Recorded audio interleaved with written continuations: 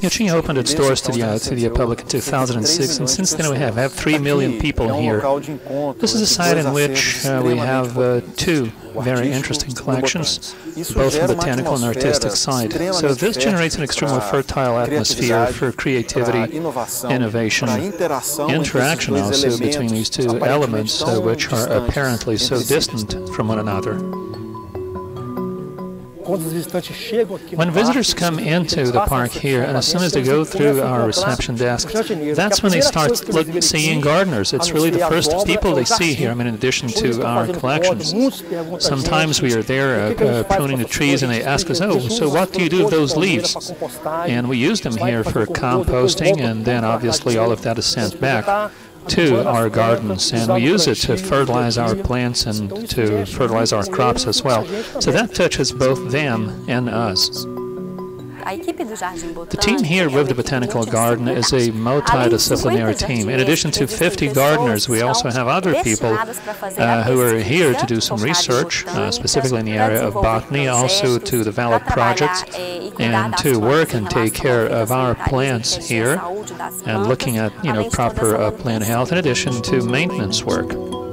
The Inhotim Institute is located in a transition zone between two very important biomes, the Mata Atlântica and the Cerrado. Those are hotspots for conservation today because of the significant number of endemic species they have, which is species that occur only in this area.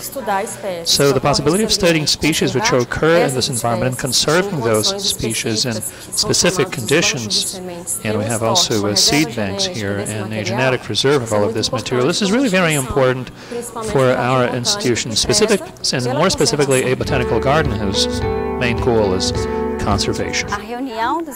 When you gather together the various collections here at Inhotim and our reserve, this really makes our park a safe haven for wild species.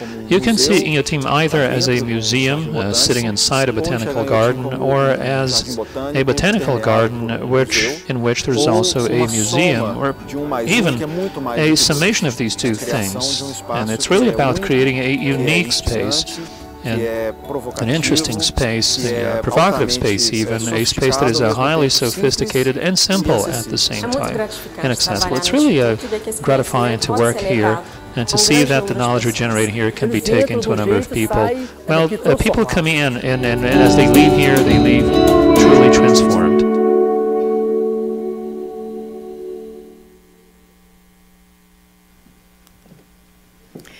Senhoras e senhores, muito boa tarde. Eu sou a Elisângela Colodete, jornalista, pesquisadora e agora professora também. É um grande prazer para mim estar aqui com todos vocês nesse evento que é tão urgente para todos nós, para o nosso planeta, né? Esse assunto tão importante. Bom, sejam todos então muito bem-vindos ao Seminário Internacional Mudança Climática e Biodiversidade, Ideias e Atitudes que fazem a diferença. Para dar início a esse nosso evento, nós vamos vivenciar agora uma experiência sonora com o grupo Vivo. Eles vão musicar para a gente 4 curtas-metragens de Carl Guimarães e Rivane Neuenschwander.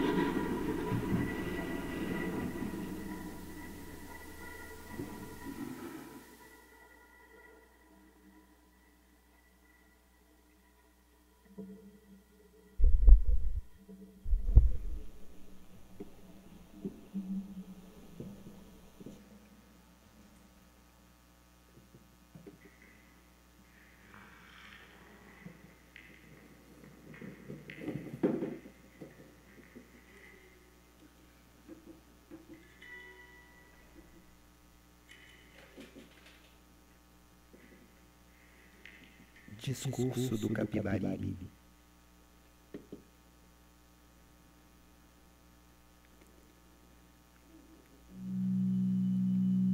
Aquele rio está na memória, como um cão vivo dentro de uma sala, como um cão vivo dentro de um bolso, como um cão vivo debaixo dos lençóis, debaixo da camisa, da pele.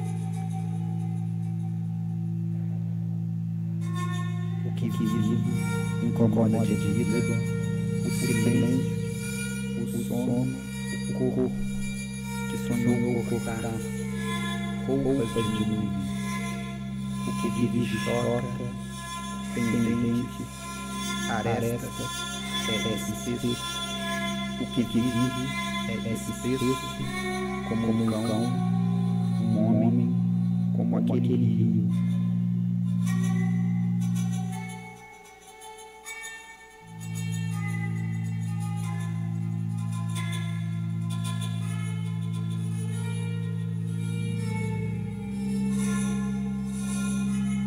Como todo o real é espesso, aquele rio é espesso e real.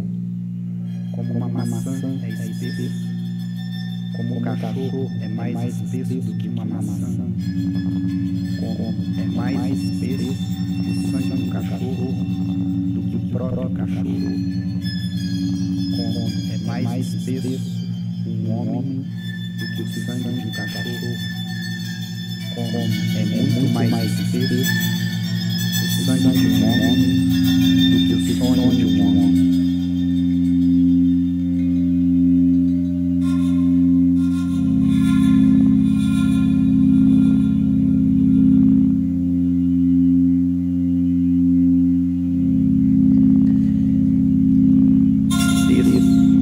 Como uma maçã é espessa, como uma maçã é muito mais espessa se um homem a come do que se um homem a vê, como é ainda mais espessa se a fome a come, como é ainda muito mais espessa se não a pode comer a fome que a vê.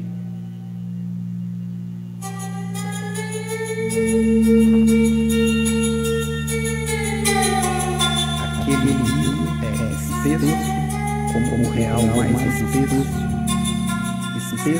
por sua paisagem espessa, onde a fome estende seus batalhões secretas e íntimas formigas.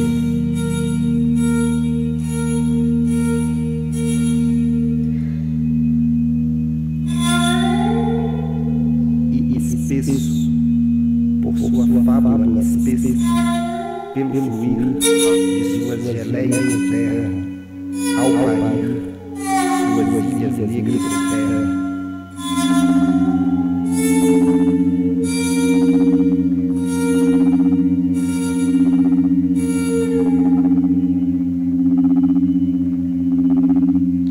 Porque é mais espessa a vida que se desdobra em mais vida, como uma fruta é mais espessa que sua flor, como a árvore é mais espessa que sua semente, como a flor é mais espessa que sua árvore, etc, etc.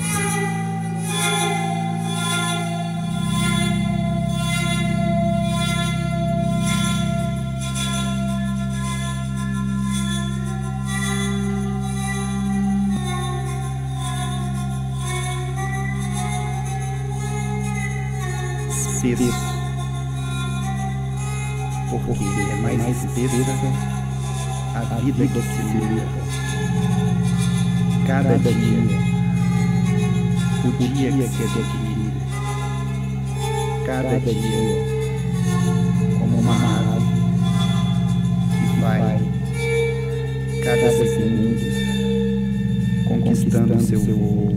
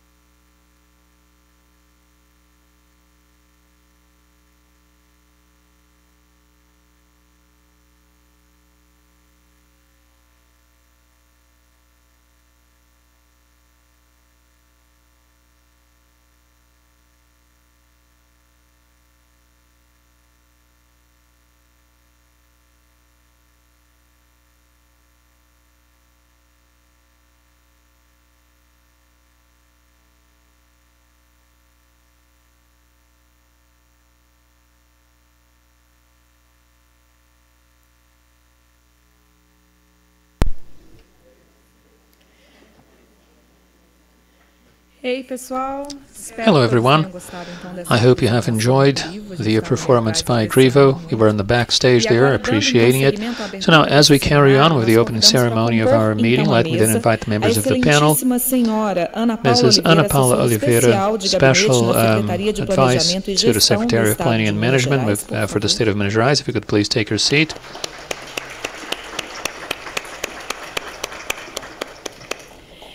Representing the State Secretary of the Environment for Brumadinho, Mr. Daniel Lara, let me now invite Mr. Nery Braca.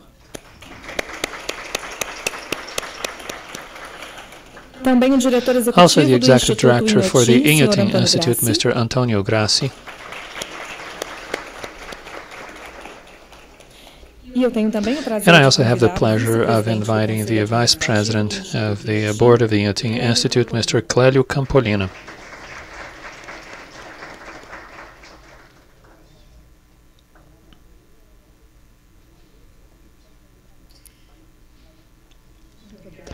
Thank you very much. Ladies and gentlemen, climate change and biodiversity are closely related, as you all know. Unfortunately, by the end of the 21st century, climate change will become one of the most significant factors for the loss of biodiversity. Inhotim is considered today by its public and also by its national and international partners as a promoter of awareness building regarding climate change. This recognition is the outcome of the organization, maintenance, and also the promotion of democratic access to its environmental and artistic collections. The Inhotim Institute is also known for producing and disseminating knowledge in the areas of botany, flora and fauna conservation, water resources as well, decarbonization, and renewable energies. In addition to that, Inhotim is also in the process now to become an agent of transformation and promotion of Agenda 2030, and also in Sustainable Development Goals, focusing specifically on global climate change. This international seminar on climate change and biodiversity, ideas and attitudes that make a difference, was planned in a way for every stage in its production would consider the services, products, and operations, low-carbon operations specifically, with diminished use of printed material, also transportation and logistics, using basically collective means of transportation, and also using local foods from local family farmers. Let me then thank the presence of some people who will be here throughout the meeting and who are here with us in the audience. Speaker responsible for the Botanic Garden and the Agronomic Research Institute of Turrialba, Mr. Carlos Cordeiro. Director of the Botanic Garden of Inhotim, Mr. Lucas Sigifredo. Professor from the Federal University, from the Fluminense Federal University, and Research Director at the Botanical Garden of Rio de Janeiro, Mr. Renato Crespo. Speaker, founder, and current director of the Plantarum Botanical Garden, Mr. Harry Lorenzi. Also senior member with the United Nations Foundation, also Professor George Mason University, PhD in biology, Mr. Thomas Lovejoy. Geneticist, farmer, and researcher, Ernest Gott. Researcher from the Applied Economic Research Institute, and also an advice to the Escolhas Institute, Mrs. Sandra Paulsim. Coordinator of the Climate Change Program and Energy for WWF Brazil, André Costa Nahur. And also the board member of the Inhotim Institute, and also a consultant on sustainability and the environment, who's worked as an executive secretary for the Ministry of the Environment, Mr. José Carlos Carvalho. Thank you very much for being here. And for the opening remarks of our seminar, let me then invite Mr. Antonio Grassi, Executive Director of the Inhotim Institute. The floor is yours, sir. Good afternoon. Good afternoon. Good afternoon, ladies and gentlemen, and welcome to the Inhotim Institute. I have to say that for all of us who work here at the Inhotim Institute, I have to say that we're very happy to have you here with us today. The Inhotim Institute, which was opened to the public in 2006, is the outcome of a dream of the dreams of one person, a businessman called Bernardo Paz, who gave his life, actually, who really made the Inhotim one of his largest projects, which is something that we are all enjoying today. And as a part of this process, the Inhotim Institute, in the place where we are right now, was then called OSIP. So we were established after 2008. We had the establishment of the Inhotim Institute as a public interest organization. That's what OSIP stands for in Portuguese. And this organization, throughout the years, perfected its design by adopting a board of directors, also an advisory board, and also the executive board, of whose members are here with us. Many of them are here with us today, and we've been working so that this process could become more of a public process rather than a private one. So this is how we've been moving on with this project. Today, the lands and buildings of the Inhotim Institute were all donated by its founder, and we are now in a process of improving our sustainability processes and the processes that we have to engage in to maintain this institution so that we are able to become more independent and by means of our own resources, so that we can ultimately become sustainable, which is a difficult thing, specifically when we talk about a cultural institution as ours. And this is a problem faced not only by us here in Brazil, but by other institutions all over the world. But we are being able now to reach, I would say, extraordinary levels of independence, given the, given that we have been around for only 11 years. And this is a very important point that I would like to stress in this meeting. Inhotim, throughout the years, ended up being recognized as a reference center, given the excellence of our contemporary arts collections, which has attracted global renown by means of the exhibits that we have here.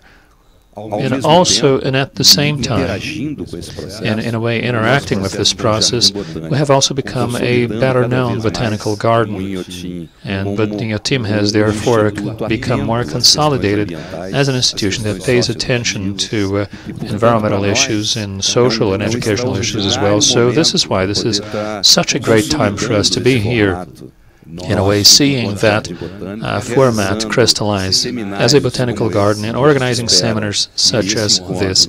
And we do hope that this meeting will be the first of a series of other meetings that we will hold here, more and more looking at sustainability, biodiversity, and concerns related to climate change, and more specifically as a place in which reflections can be made on these issues, which are so important for all of us today. So I have to say that we are very proud to be opening this new stage in our life, in which Inhotim is also discussing issues pertaining to a problem that affects everyone in the world. Obviously, I have to thank our partners from local and state governments, specifically the government of the state of Minas Gerais, who's been a long-standing partner here of our institution.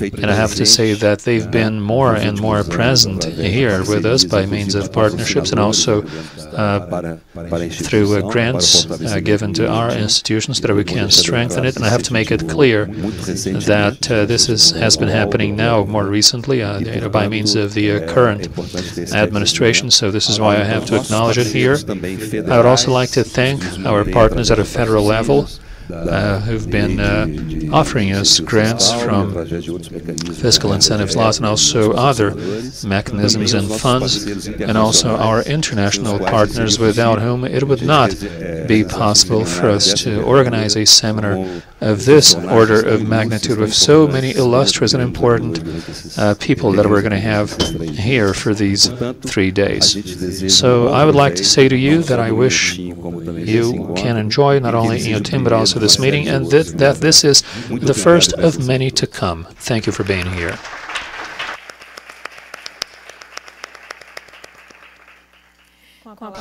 Let me now yield the floor to Nery Braga, representing today the Secretary of the Environment of Brumadinho. Good afternoon, sir.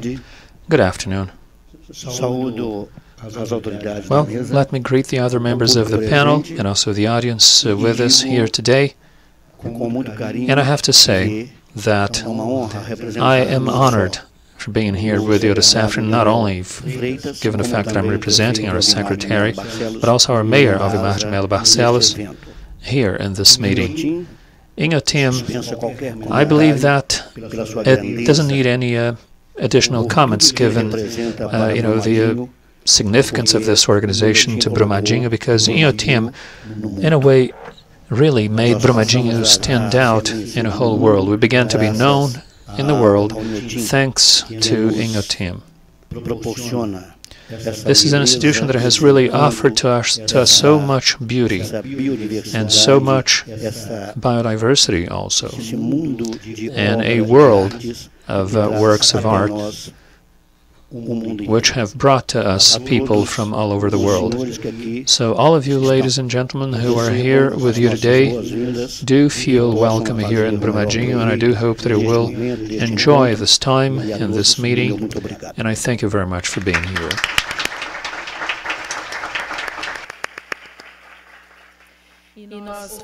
We will now listen to the words of Ana Paula Oliveira, special aide to the Secretary of Planning and Management of the State of Minas Gerais. Good afternoon, ladies and gentlemen. I am here today representing our Secretary for Planning and Management of the State of Minas Gerais, Mr. Elvésio Magalhães Jr., who unfortunately couldn't be here because of a trip to Brasilia.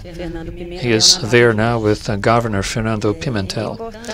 I have to say that it is very important to say that the government today, ever since Governor Pimentel took office, the government of Minas Gerais is the master sponsor of the Inhotim Institute by means of companies held by the administration, such as CEMIG, BDMG, and COPASA, and since 2015 we've been organizing partnerships with the Institute through the Secretary of Education to provide training to teachers, and also visits of more than 5,000 students from our state schools have visited Inhotim. Also development of teaching material looking at botany and the arts are currently being offered also in digital platforms to our students. Also the work we've been doing with the Secretary of Culture and numerous partnerships we have had through IEPHA, which is our Artistic and Historic Heritage Institute, by means of activities carried out with the traditional communities in the vicinity of Brumadinho and also in the Boa Esperança Farm region located in the municipality of Belo Vale, and also with the Secretary for the Environment and Sustainable Development of the State of Minas Gerais. Therefore, in spite of the financial crisis that we are going through here in our state and in our country, the state government has done all it can to support the development of the Inhotim Institute. So, through our Secretary Elvésio and also the Governor of Minas Gerais, let me then, on their behalf, welcome you to this meeting and once again state the relevance of the Inhotim Institute and of the discussions that will be held here during this seminar. Those are very important and dear topics to all of us from Minas Gerais, Brazil, and the world. Welcome, and I wish you a great seminar.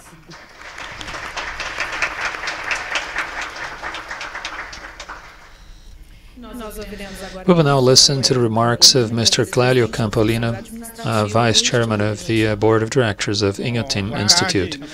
Good afternoon, ladies and gentlemen. Let me greet my other colleagues here on the panel and also the audience here with us, ladies and gentlemen, and more specifically our dear foreign guests who traveled to be here with us and share their knowledge with us on issues of the highest relevance. Let me also make it clear here on behalf of the Board of Directors of Inhotim that first, we are deeply grateful for the person who first created this organization. I am quite certain that this will truly become a reference for this region, for our state, for Brazil, and the world. An economist by training, as an economist, by training. I've spent my entire life inside a university. I am truly convinced today that this is the time for us to make a critical reflection on every paradigm permeating development in the world, whose emphasis has been that of economic growth and the technological and scientific race, always searching for competitiveness. We have never accumulated so much wealth next to so much poverty and misery. So I think that an organization such as the Inhotim offers everyone the opportunity to reflect on possible new paradigms for development. Arts, culture, and nature have to be included as central references for us to think about the development of humankind that is able to combine social justice, material conditions, and as well as symbolic elements for the welfare of mankind. So let me close by wishing you all a great meeting and by thanking once again our international guests who are here with us. And last but not least, let me also reinforce the role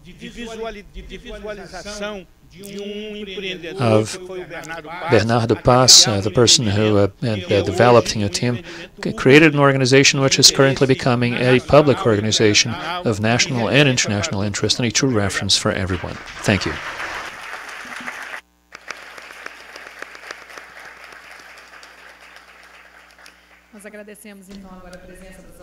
Thank you then, everyone, for being here with us, and let me now invite you to take your seats in the auditorium. Thank you.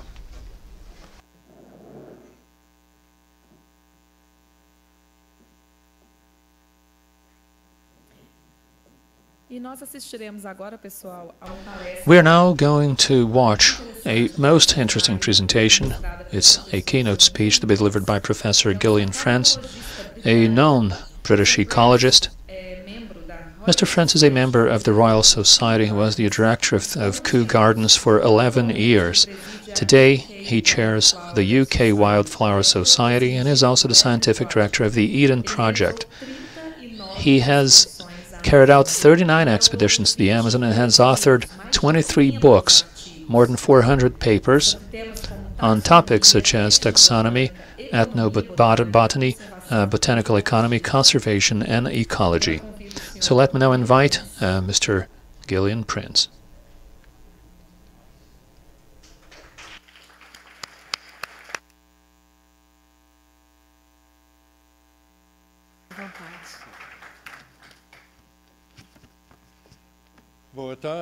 Good afternoon. Mr. Antonio Grassi, Executive Director with the Inhotim, and everyone here with us today. I would like to thank you for the invitation that allowed me to be here to deliver the keynote speech in this seminar. Today, I had a great time walking around here at the Inhotim. This is actually my first time here, so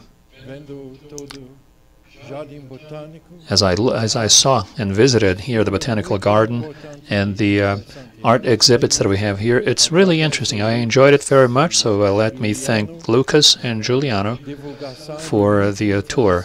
They gave me a lot of information, by the way, on Inhotim.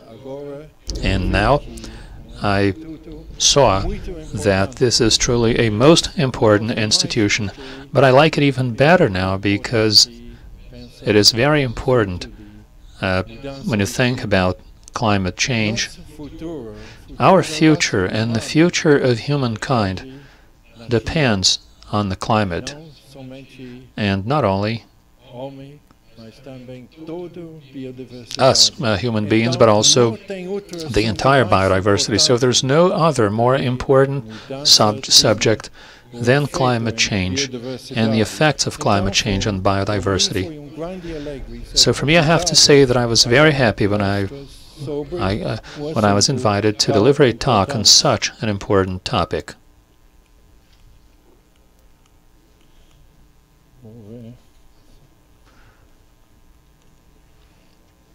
Yeah, this one is not working right now.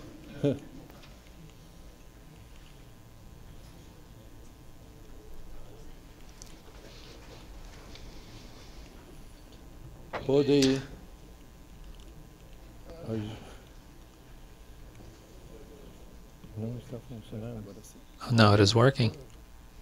agora. Aperta aí. Sim. Agora, aonde? Aqui? Aqui?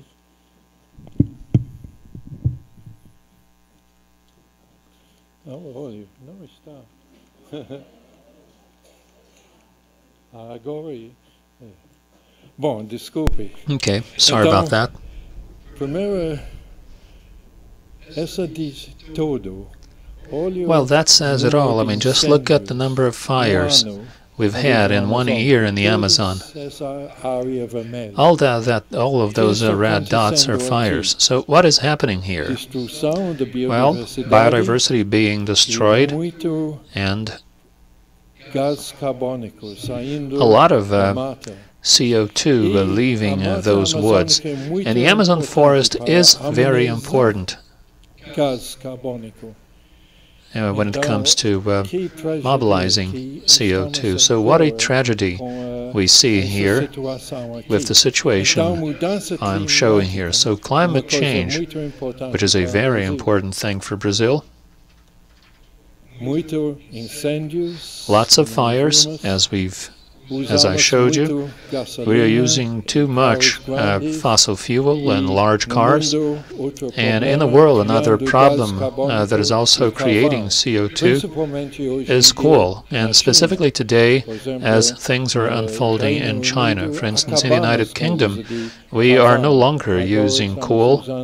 We're using very little, actually, of it now. And it is important to change those things.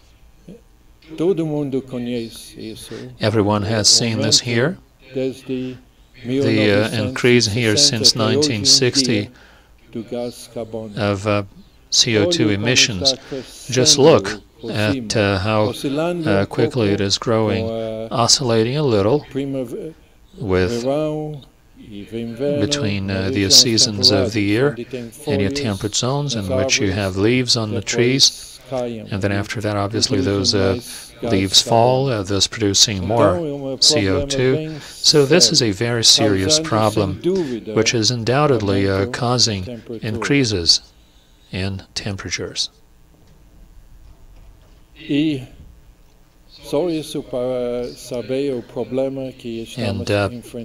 that's basically for us to have a clear idea of the problems we are facing now.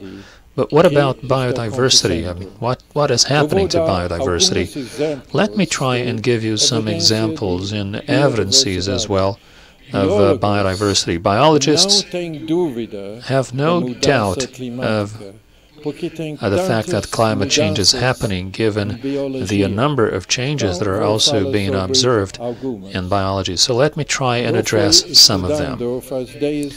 It's been 10 years that I have been studying the Guarani communities in Misiones, Argentina. It's an ethnobotanical study in which we are collecting data on plants and on the uses of those plants in Misiones.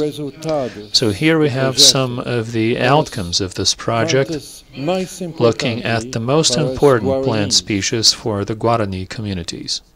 And specifically we have a palm tree called Pindo, Ericastrum, and also a member of the Phinodendron bipinnatifetidum, called guembe, which are quite important because they are used for multiple purposes by the Guarani communities.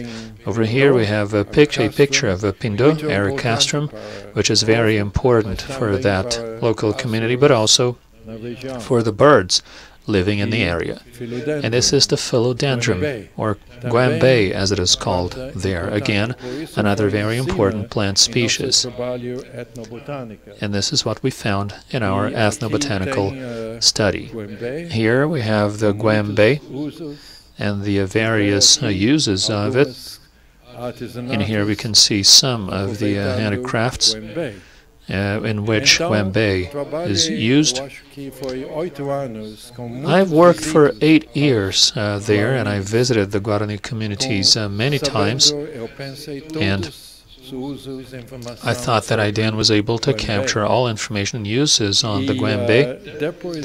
And afterwards I went there, and this was 3 years ago, to visit them once again, and more specifically Elvio, who helped me a lot gathering information on botany. And as I was walking there, this is when we have the flowers blooming there from the Guembe plant, and he said, well, so that we have the Guembe blossom, and he showed me a calendar basically showing when the seeds have to be sown for that plant species.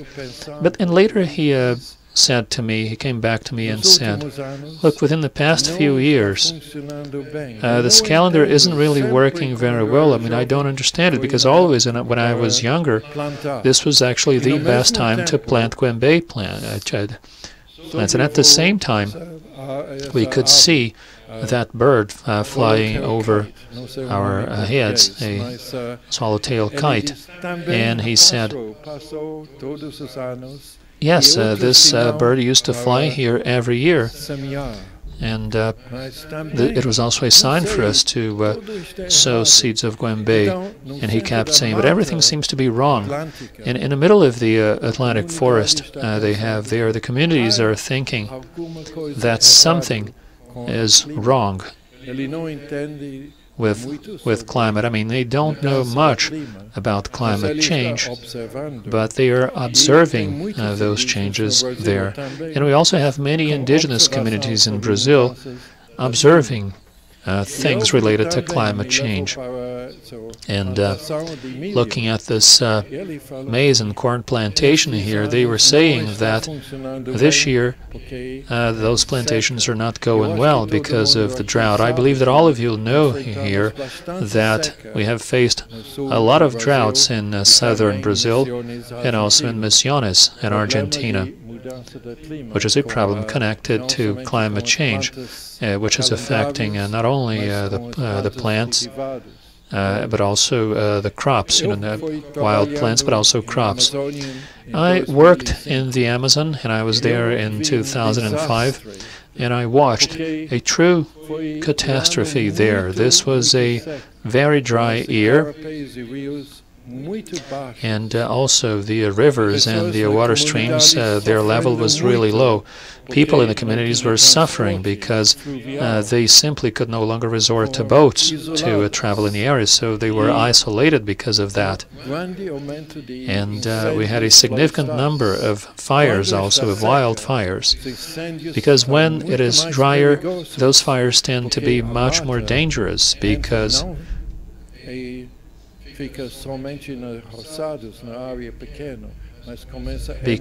those fires began to affect the forests instead of only the areas in which they have their crops, thus destroying many more plants. And in 2005, reports indicate that because of climate change, and by the way, this is something that occurs every 100 years. But did you know that we have had repetitions of those droughts in 2010 and in 2016? One thing that everyone says should happen only every 100 years is happening much more often, and this is also evidence of climate change. I flew over this area many times, and I also traveled on this river by boat, but in 2005 that was not possible. So let me show you this article here published on Veja on the weather and climate change in the Amazon, and how rains come from the Atlantic Ocean and entering there the eastern portion of the Amazon, and also the transpiration of trees, which works like a pump, taking water back into the atmosphere, so that those rains can also happen in the western portions of the Amazon, so that when they reach the Andes, They also reach the Andes and also the southern portions of Brazil. So this is why we also have rain falling in areas such as São Paulo in Brazil and Misiones in Argentina and in many other places as well. That's what we have called flying rivers. Actually, this is a term created here in Brazil. As a matter of fact, we have this large flying river, and this river plays a key role in the biodiversity of the Amazon and also in agriculture and farming activities in other regions. But more devegetation and deforestation is occurring in the western Amazon, and this is causing this river to have much less water than it did in the past. When I first started studying the Amazon, I arrived in Brazil for the first time, if I'm not mistaken, in 1964. And I started studying plants and vegetation by means of satellite images. But it was always very difficult to analyze plant coverage and vegetation because sometimes you had clouds. But today, oftentimes it is very much possible to have images from the Amazon without cloud coverage. One thing that is truly alarming here, because it is so dry at times in the Amazon that you don't even have clouds forming there. So, the 2010 drought ended up leading to a lot of damage, and I'm talking about the trees in the Amazon. And tree growth was stalled for months. And with that, we also hindered the fixation of carbon, and we also had a significant increase in the number of fires in the region. So this is another factor showing climate change happening in the Amazon. In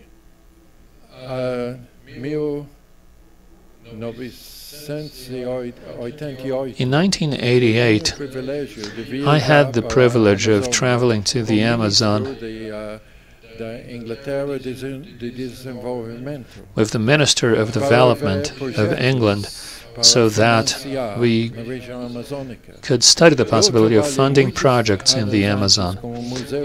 I worked with the Gaudí Museum in Manaus a number of years before that, and they've always wanted to have a scientific station there in Pará. So I took the minister there to Cachoeira, so that she could see the place. And I talked a lot about the relevance of a scientific station, and I told her that the Gaudí Museum would for sure carry out interesting research if she built this facility there. And fortunately we had the money to build a scientific station. It's the Ferreira Pena Scientific Station there in the Amazon. And I went there for the 20th anniversary, celebration of the 20th anniversary of this research center. And I have to say that I was very happy, because there has been a lot of interesting scientific research being done there. They're actually isolating 1 hectare of forest to let it be without rain. So what you have here is basically plastic and also some drains to remove water here so that the water doesn't drip down into the floor. So with this method, only 15% of the rain can actually make it to the soil.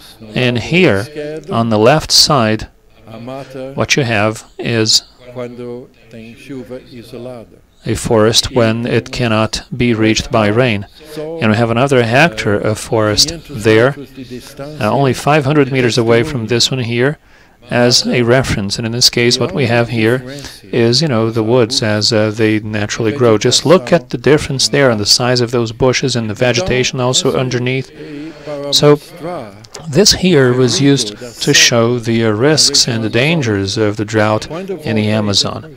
And when I came back after this celebration there at the museum, I told the minister that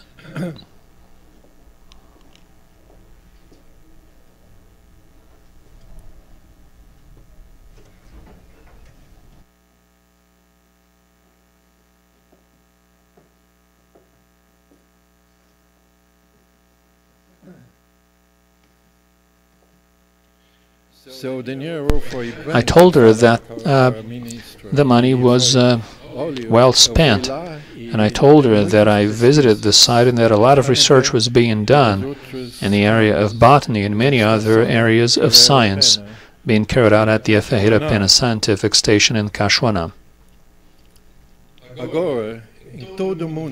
Now, all over the world, we have evidence of climate change. When I was a boy, I would spend my summer holidays in Scotland, and I started as a young botanist. I started studying alpine plants in the mountains of Scotland, and here one called Ben Lawrence, and my first scientific publication was about the plants in Ben Loss in my school journal, the school that I attended at the time. And there are many alpine plants there, but today we have scientists from the Botanical Garden of Edinburgh studying the mountains there in Scotland, and the vegetation there in the lower areas is climbing up the mountain little by little, eliminating those other endemic alpine species. In Scotland, our hills are quite low, so it doesn't take a lot of climate change for our alpine flora to be wiped out. But this is happening in many other parts of the world, and if it were only happening in one isolated place, Scotland, for instance, it would be the outcome of something happening locally. But other studies have shown that vegetations once found in lower areas are now climbing up those hills. Here, a study, by the way, carried out on Mount Fuji in Japan. So this is an issue. Vegetation is currently migrating and occupying areas of higher elevation, which they once did not occupy. So we have so much evidence around climate change in mountains. Over here, this is a picture taken in Colombia, a picture taken in 1946, and this is what it looks like in 2006. Just look at water disappearing here. This is another study published on Bioscience, a journal published in the United States of America, showing the plants in the Arctic. Plants actually growing little by little and advancing. Those bushes now being seen in polar areas. In the south of Argentina and in the south of Chile, the same thing is happening. So biodiversity is showing very clearly that we are experiencing climate change. This is Kew Palace in Kew Gardens. There's also a researcher from Kew called Nigel Happer. He used to live close by the botanical garden, and every day he walked. He had to cross the garden from one end to the other, and he wrote down in his notebook when each of those plant species blossomed. He studied 300 plant species in Kew Gardens. And when I got there at Kew Gardens to be the director, I decided to talk to him, and he said, I have data from 30 years of observation on the blossoming cycles of these plants. And I asked him, so is it consistent? And he said, no. Now, those plant species are blossoming 8 days earlier than when I first got here. So so his observations were quite important, and I decided to ask him to publish it. And he said, no, but this is just a pastime. It's not worth it. This is not science. But I said to him, look, you are a scientist, and a good scientist with lots of relevant publications. I think you should really publish it. So in the end, he decided to do it. And it's really interesting because we had botanists from the Smithsonian in Washington, D.C., who had also made their own observations on 100 plant species in the Washington area over a period of 20 years, showing the same pattern as the ones seen in Kew Gardens. Blossoming taking place, the blossoming pattern for 20 years, showing that the plants were blossoming 8 days earlier.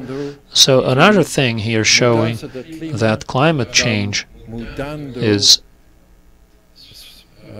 changing both plants and animals. This is a study by two professors from York University in the UK.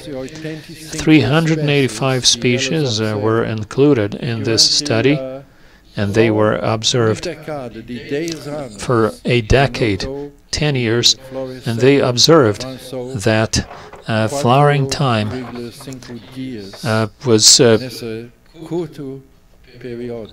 was changed by 4.5 days within this very short time span.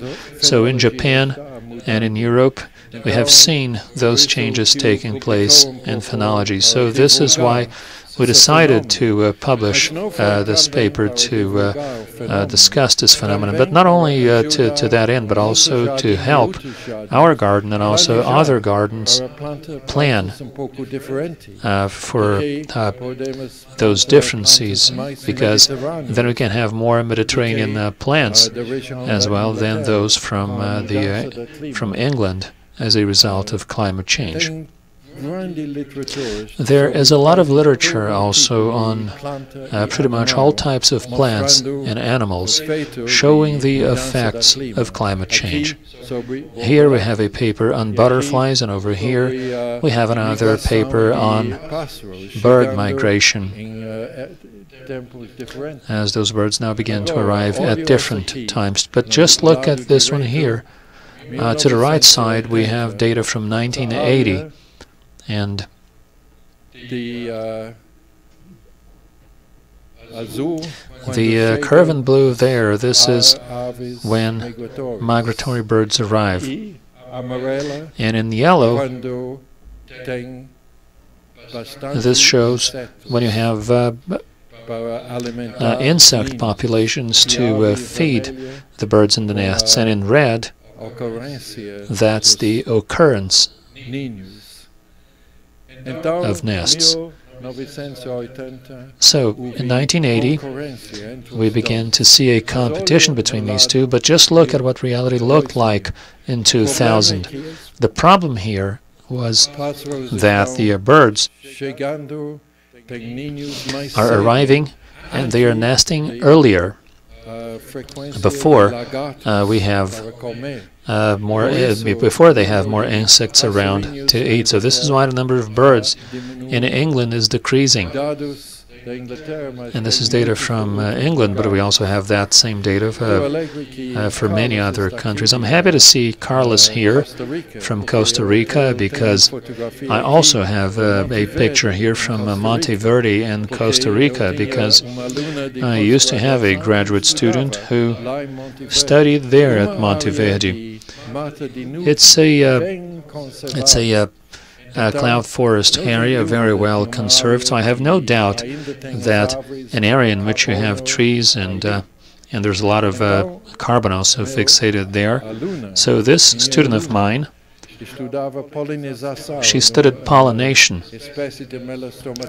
in a species of Melastomastaceae, and when I went there to do the plants for the study, we saw that one of them was really different from the others, and I'm talking about morphology. So I said to her, pay close attention to this species. And she called me on the phone, and she just said, we could see mice also pollinating this plant species. So I went there to see it, and it was really interesting to see those little mice drinking the nectar of the plant, and with the pollen on the top of their little snouts.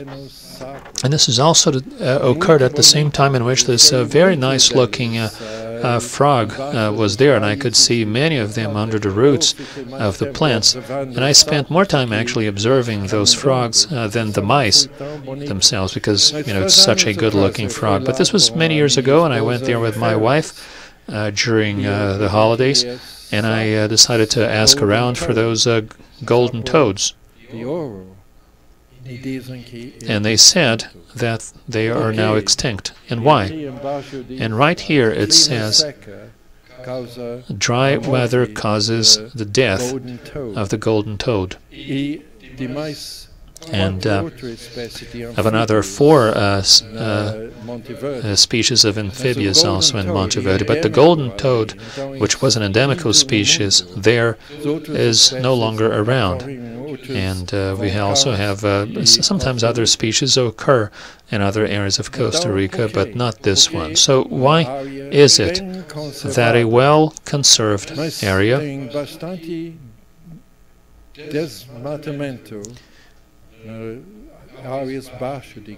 although there's a lot of deforestation in the lowlands of Costa Rica, why did that cause changes, or climate change more specifically? And now they have close to 2 months with no rain, many more dry days, and amphibious populations depend on the cloud forests to survive. So, things that happen in one place tend to produce significant effects on other places, and other evidence here of climate change again. So this is a paper published in a journal, in England, speaking specifically about, or discussing specifically, climate change. And here we have, I decided to look in my own library before I could say that I don't believe in that it exists. And the Botanical Garden Conservation International is also very much worried about climate change. And they've been publishing on this topic and encouraging young botanists from all over the world to address this topic of climate change. So here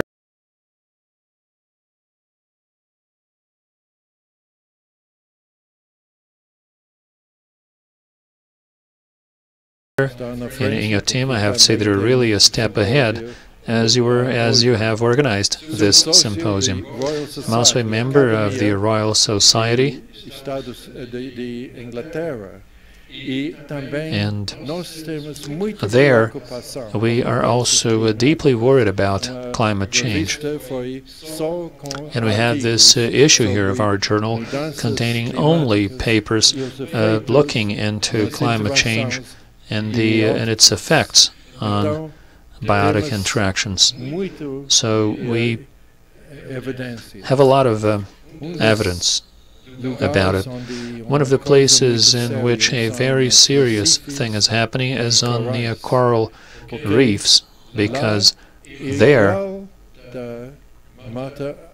the situation is quite similar to rainforests, because you also have significant biodiversity there. So those are very important areas as well. They are centers of biodiversity, as are the tropical rainforests. But today, things are changing there because those coral reefs are bleaching.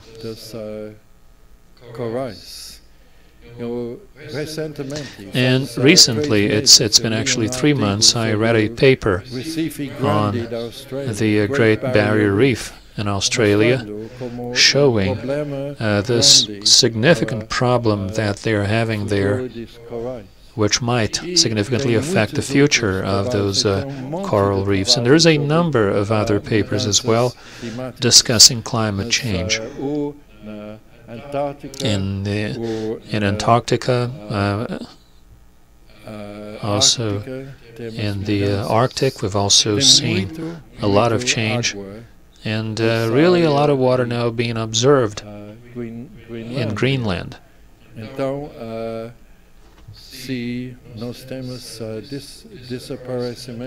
So if you have water disappearing there, or actually the ice caps melting there, the level of the sea will certainly increase. And this chart here shows what is happening to ice in the Arctic.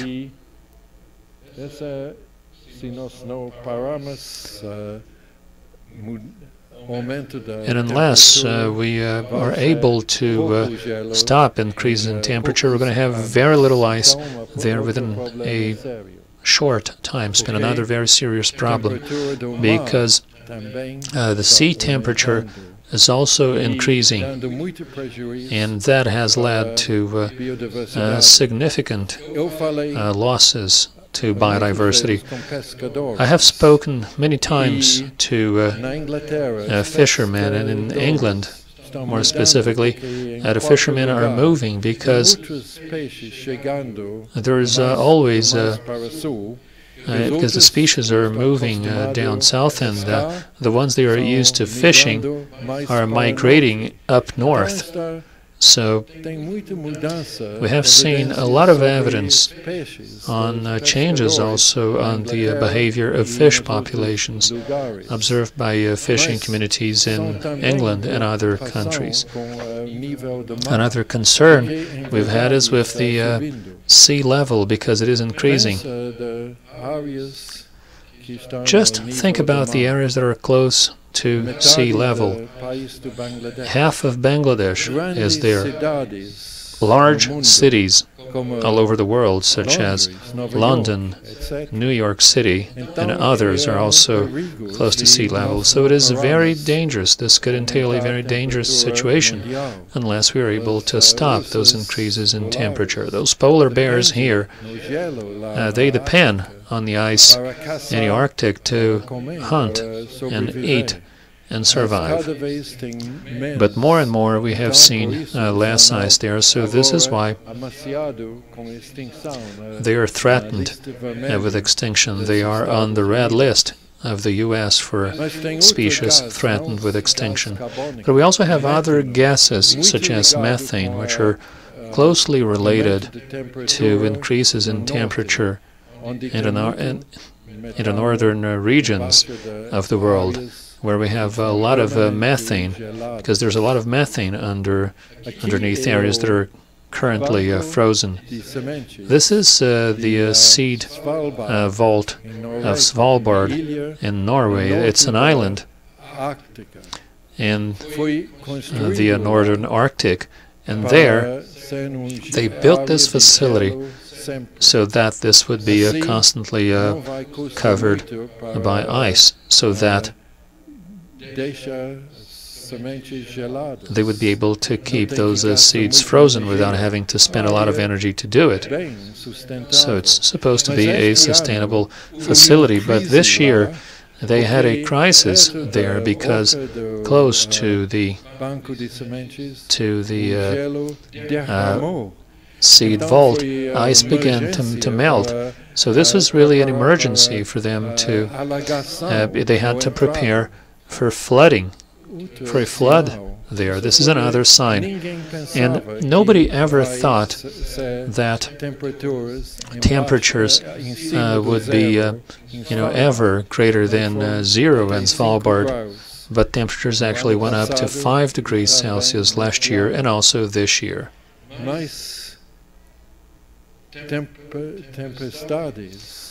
We're having more extreme storms, 3 of them happening in the Pacific Ocean at the same time. Having one is quite common, but for you to have 3 of those large storms at the same time, that's really not that normal. Now let me address another very important topic, because it's how can we convince the world? How can we prevent increases on CO2 and methane emissions and other things as well? Larry Hamilton, an ecologist, said this in a symposium he was coordinating in 1993. He said, it's not the ecologists, engineers, economists, or earth scientists who will save spaceship Earth, but the poets, priests, artists, and philosophers. And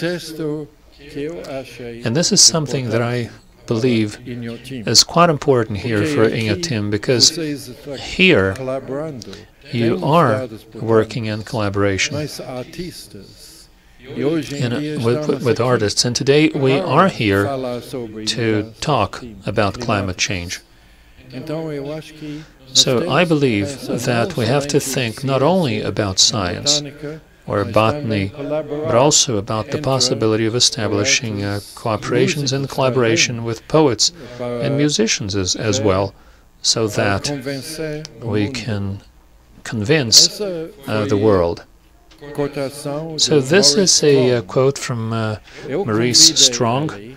I invited him to deliver the annual environmental lecture in Kew Gardens in 1993. And Maurice Strong was the coordinator of Rio 92. A very important meeting, because that's when we began to warn the world of the fact that climate change is real. And I invited him to deliver a lecture, Rio, a year later. And his conclusion was quite interesting, because he also said that we needed to have a true revolution, a spiritual, a moral, ethical, and spiritual revolution in order to change and save the world from climate change.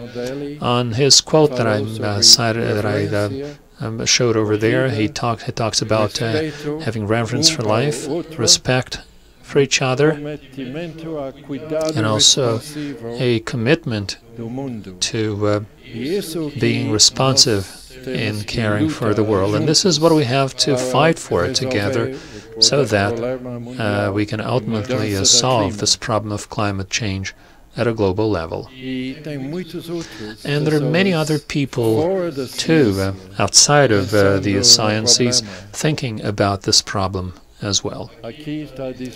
Over here it says that Pope Francis was right on climate change. This is an article published on the Washington Post, and the world is thinking about this issue, and we have to keep on communicating it as well. And I have the privilege of working with the Eden Project in England, and here we have something of an interpretation of what Eden is.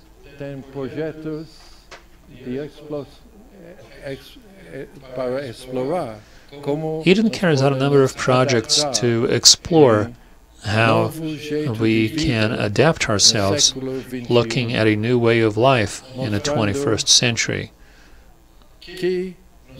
showing what we can do when people work together with nature. A very important thing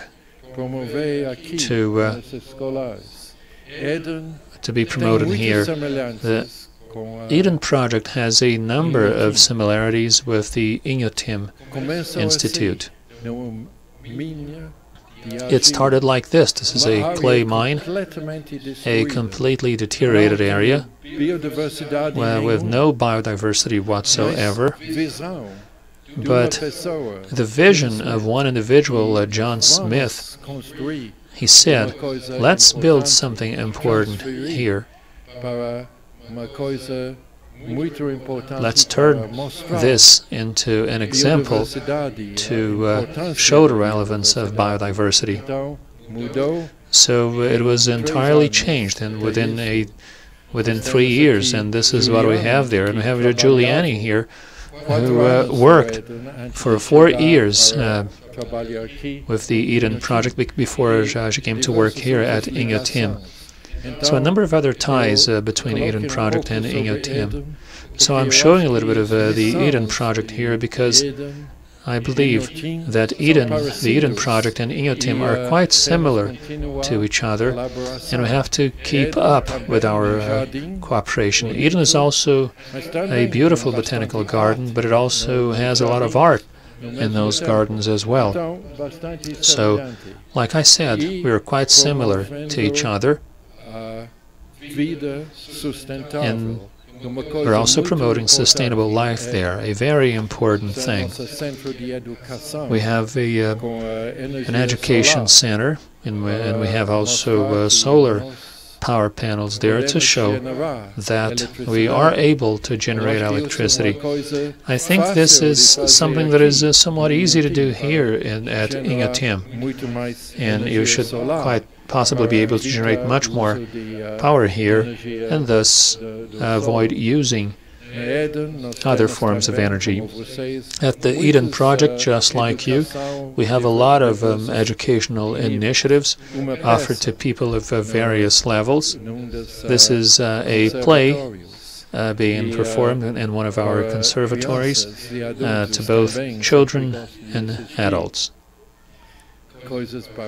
Well, we have other things to attract young people as well, and also concerts. We have an area there in which we invite performers to play. Every year we have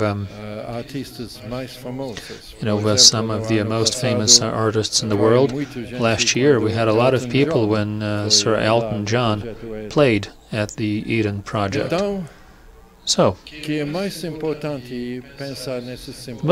thing that we have to consider in this symposium are the alternatives for us to stop the increase in CO2 emissions in the world. And it doesn't suffice to talk. Obviously, we have to define actions as well. Energy, alternative forms of energy. I mean, you don't have to take all the coal and oil from the ground, because after all, we have the sun above us, we have the tides, we have biomass to use, and many other things. And Brazil is actually ahead of everyone in the use of ethanol, and also some of those technologies here might be better at some countries than in others. But I have to say that I'm very proud of the ceiling of my home, of the roof actually of my home in the UK, in which I've installed those photovoltaic panels to warm the water there. So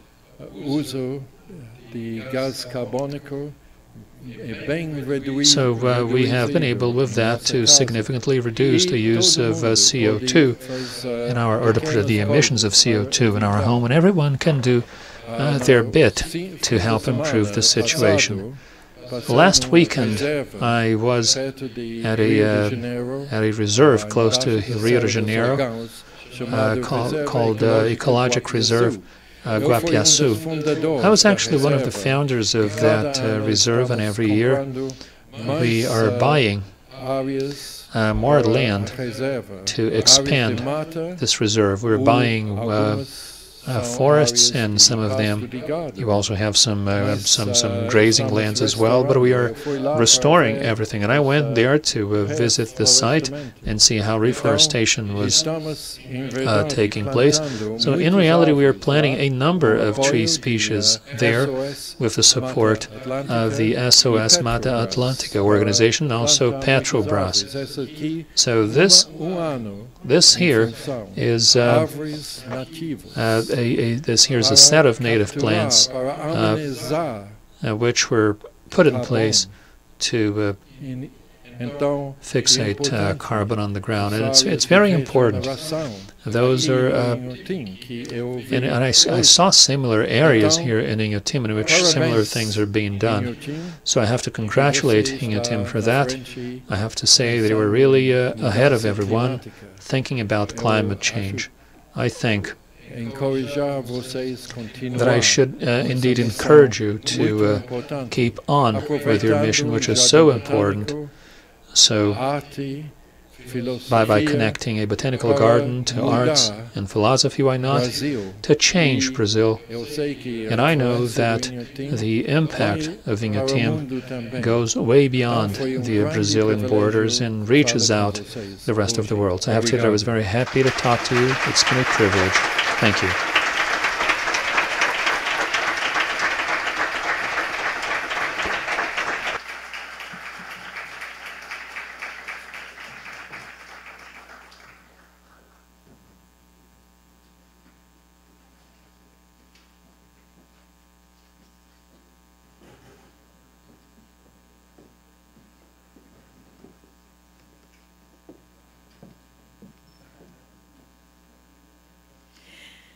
Muito obrigada, nós agradecemos. Thank you very much. Let me thank Professor Guilherme Prince for his nice words, and also for those of you who are here and for those of you who are following us through our online presence.